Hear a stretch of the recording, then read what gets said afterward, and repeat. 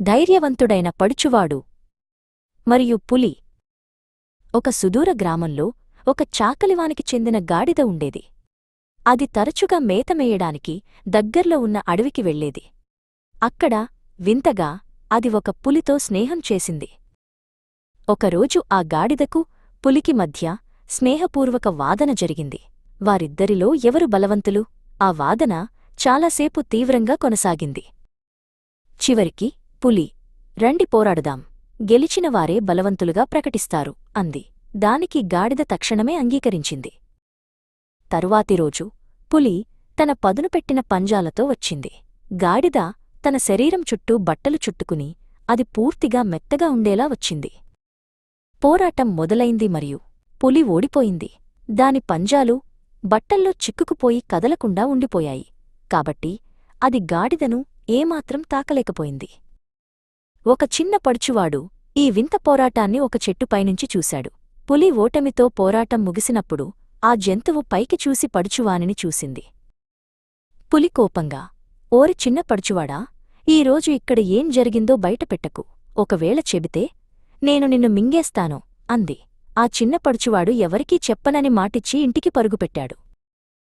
వాడు భయపడి ఇంట్లో ఉన్న ఒక పెద్ద కుండలో దాక్కున్నాడు. పడుచువాడి మాటను నమ్మని పులి వాడిని అనుసరించి ఇంటికి వచ్చి ఒక మూలలో దాక్కుంది. రాత్రిపూట పడుచువాడి తల్లి కుండలో దాక్కున్న తన కొడుకును చూసింది.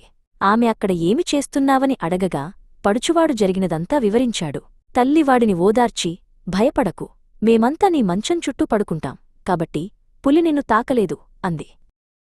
త్వరలోనే ఇంట్లో ఉన్న వారందరికీ గాడిద చేతిలో పులి ఓడిపోయిన విషయం తెలిసింది. పడుచువాడు మోసం చేశాడని పులికి చాలా కోపం వచ్చింది.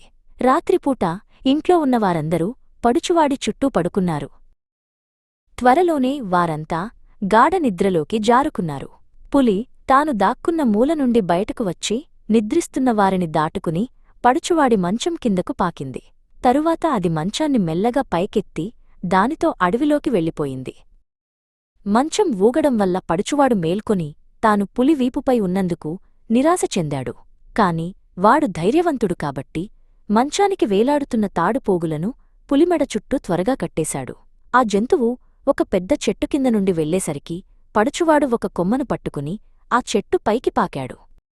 పులి ముందుకు నడిచి ఒక నిర్మానుష్యమైన బావి దగ్గరికి చేరుకుంది. అది మంచాన్ని బావిలోకి తోయడానికి ప్రయత్నించినప్పుడు అది తన సమన్వయాన్ని కోల్పోయి తనే బావిలో పడి మునిగిపోయింది. ఆ పడుచువాడు చెట్టు దిగి సంతోషంగా ఇంటికి పరుగుపెట్టాడు.